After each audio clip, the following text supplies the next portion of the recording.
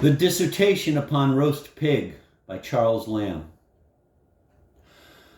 Mankind, says a Chinese manuscript, which my friend M was obliging enough to read and explain to me, for the first 70,000 ages ate their meat raw, clawing or biting it from the living animal, just as they do in Abyssinia to this day. This period is not obscurely hinted at by their great Confucius in the second chapter of his Mundane Mutations, where he designates a kind of golden age by the term Chou Fang, literally the cook's holiday. The manuscript goes on to say that the art of roasting, or rather broiling, which I take to be the elder brother, was accidentally discovered in the manner following. The swineherd, Ho Ti, having gone out into the woods one morning, as his manner was, to collect mast for his hogs, left his cottage in the care of his eldest son, Bobo, a great lubberly boy, who, being fond of playing with fire, as younkers of his age commonly are, let some sparks escape into a bundle of straw, which, kindling quickly, spread the conflagration over every part of their poor mansion till it was reduced to ashes. Together with the cottage, a sorry antediluvian makeshift of a building, you may think it, what was of much more importance, a fine litter of new farrowed pigs, no less than 9 in number, perished. China pigs have been esteemed a luxury all over the East from the remotest periods that we read of. Bobo was in the utmost consternation, as you may think, not so much for the sake of the tenement, which his father and he could easily build up again with a few dry branches and the labor of an hour or two at any time, as for the loss of the pigs. While he was thinking what he should say to his father and wringing his hands over the smoking remnants of one of those untimely sufferers, an odor assailed his nostrils, unlike any scent which he had before experienced. What could it proceed from? Not from the burnt cottage. He had smelt that smell before.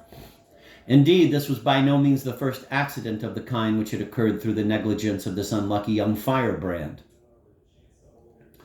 Much less did it resemble that of any known herb, weed, or flower.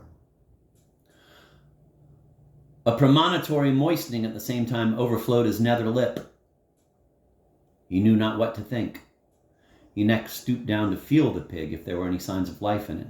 He burnt his fingers, and to cool them he applied them in his booby fashion to his mouth.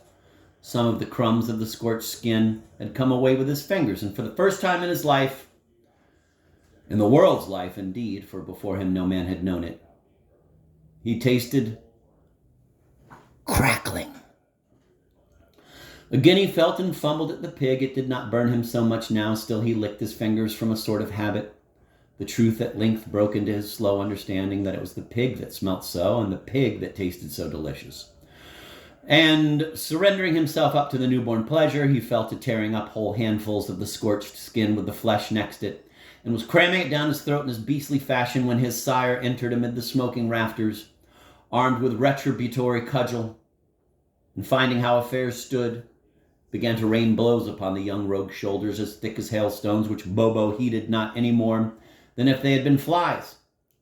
The tickling pleasure which he experienced in his lower regions had rendered him quite callous to any inconveniences he might feel in those remote quarters. His father might lay on, but he could not beat him from his pig till he had fairly made an end of it, when, becoming a little more sensible of his situation, something like the following dialogue ensued. "You graceless whelp, what have you got there devouring? Is it not enough that you have burnt me down 3 houses with your dog's tricks, and be hanged to you? But you must be eating fire, and I know not what. What have you got there, I say? Oh, father, the pig, do come and taste how nice the burnt pig eats." The ears of Ho Ti tingled with horror. He cursed his son, and he cursed himself that ever he should beget a son that should eat burnt pig. Bobo, whose scent was wonderfully sharpened since morning, soon raked out another pig, and fairly rending it asunder, thrust the lesser half by main force into the fists of Ho Ti, still shouting out, "Eat, eat, eat the burnt pig, father, only taste, O Lord," with such like barbarous ejaculations, cramming all the while as if he would choke.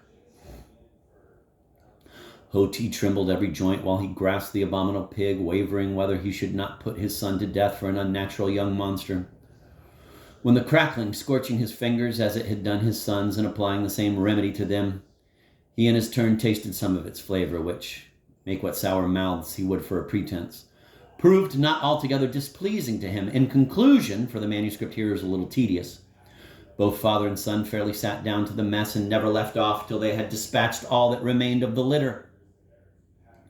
Bobo was strictly enjoined not to let the secret escape, for the neighbors would certainly have stoned them for a couple of abominable wretches who could think of improving upon the good meat which God had sent them. Nevertheless, strange stories got about. It was observed that Hoti's cottage was burnt down now more frequently than ever.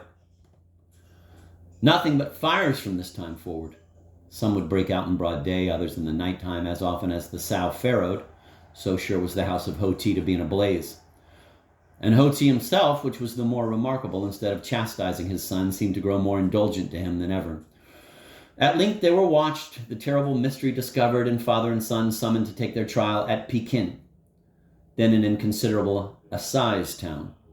Evidence was given, the obnoxious food itself produced in court, and verdict about to be pronounced, when the foreman of the jury begged that some of the burnt pig, of which the culprit stood accused, might be handed into the box. He handed it, and they all handled it.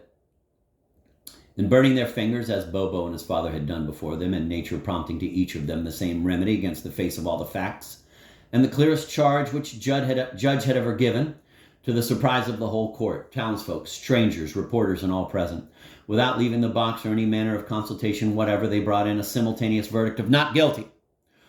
The judge, who was a shrewd fellow, winked at the manifest iniquity of the decision, and when the court was dismissed, went privily and bought up all the pigs that could be had for love or money. In a few days, his lordship's townhouse was observed to be on fire. The thing took wing, and now there was nothing to be seen but fires in every direction. Fuel and pigs grew enormously dear all over the district. The insurance offices, one and all, shut up shop. People built slighter and slighter every day until it was feared that the very science of architecture would in no long time be lost to the world. Thus this custom of firing houses continued, till in process of time, says my manuscript, a sage arose, like our Locke, who made a discovery that the flesh of swine, or indeed of any other animal, might be cooked, burnt as they called it, without the necessity of consuming a whole house to dress it. Then first began the rude form of a gridiron. Roasting by the string or spit came in a century or two later. I forget in whose dynasty. By such slow degrees, concludes the manuscript, do the most useful and seemingly the most obvious arts make their way among mankind. Without placing too implicit faith in the account above given, it must be agreed that if a worthy pretext for so dangerous an experiment as setting houses on fire, especially in these days, could be assigned in favor of any culinary object, that pretext and excuse might be found in roast pig. Of all the delicacies in the world, mundus edibilis, I will maintain it to be the most delicate, princeps absoniorum. I speak not of your grown porkers, things between pig and pork, those hobbidahoys, but a young and tender suckling under a moon old, guiltless as yet of the sty, with no original speck of the amor immundite, the hereditary failing of the first parent yet manifest, his voice is yet not broken, but something between a childish treble and a grumble, the mild forerunner, a preludium of a grunt. He must be roasted. I am not ignorant that our ancestors ate them seethed or boiled, but what a sacrifice of the exterior tegument! There is no flavor comparable, I will contend, to that of the crisp, tawny, well-watched, not over-roasted, crackling, as it is well called. The very teeth are invited to their share of the pleasure at this banquet in overcoming the coy, brittle resistance with the adhesive oleaginous.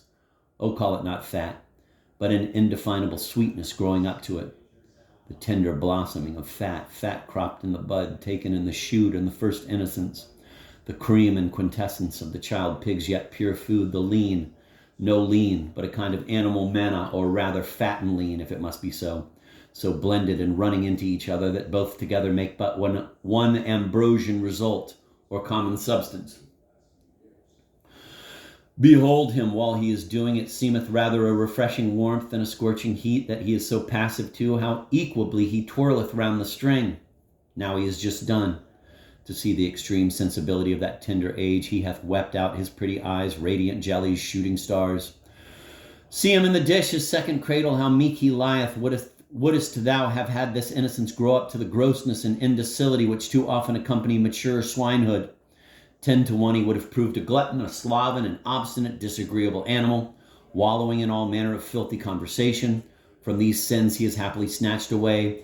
Ere sin could blight or sorrow fade, death came with timely care. His memory is odoriferous. No clown curseth while his stomach half rejecteth the rank bacon. No coal heaver bolteth him in reeking sausages.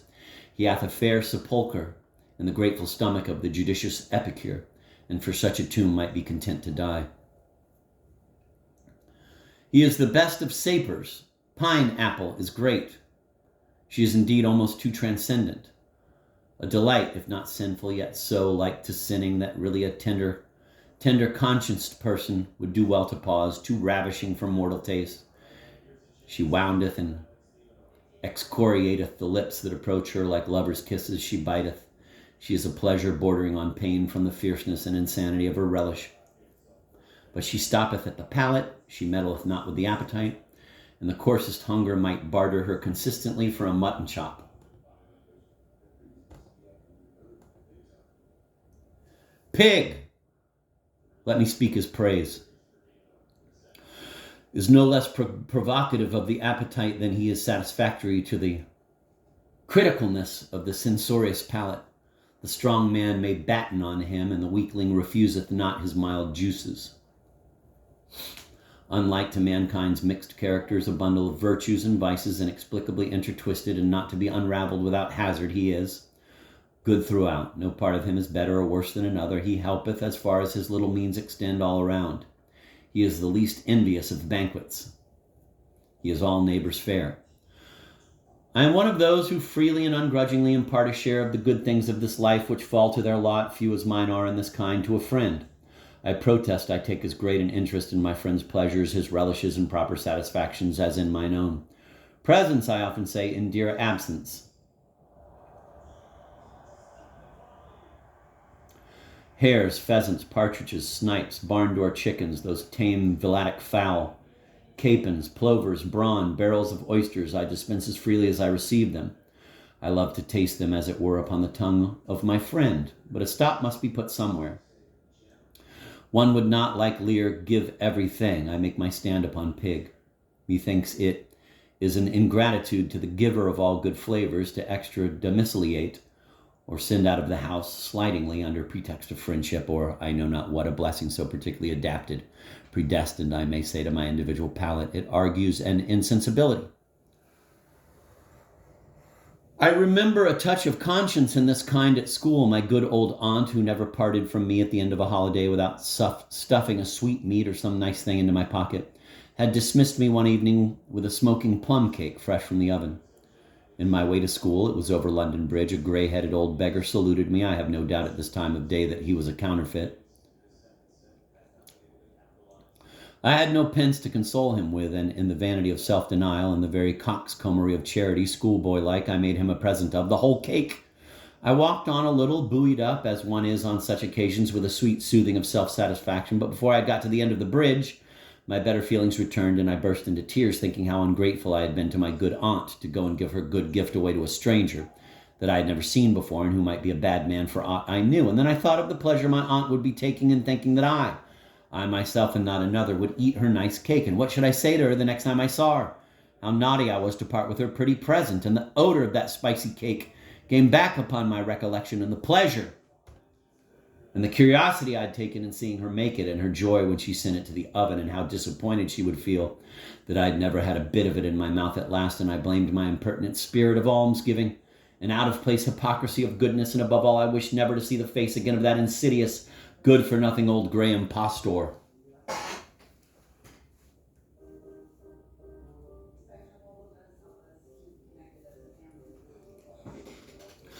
Our ancestors were nice in their method of sacrificing these tender victims. We read of pigs whipped to death with something of a shock as we hear of any other obsolete custom. The age of discipline has gone by, or it would be curious to inquire in a philosophical light merely what effect this process might have towards intinerating and dulcifying a substance naturally so mild and dulcet as the flesh of young pigs. It looks like refining a violet.